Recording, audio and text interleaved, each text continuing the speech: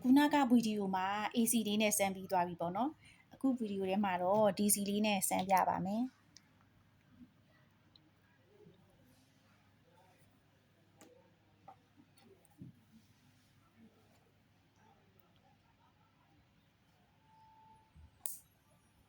ကျိုးလွတ်သွားတယ်နော်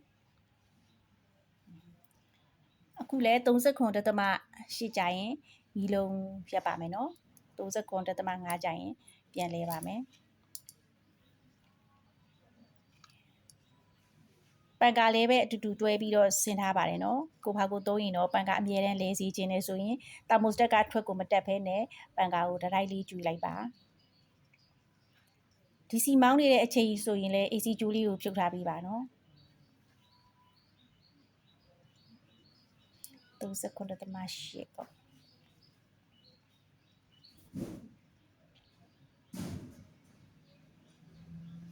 39.5ကြာရင်ပြန်လဲမှာပဲဒီတာမိုစတက်လေးကတော့ ACGC သုံးကျင်တယ် ACDC သုံးကျင်တယ်လို့ပြောနေတဲ့ဆက်စီယာလေးတွေအတွက်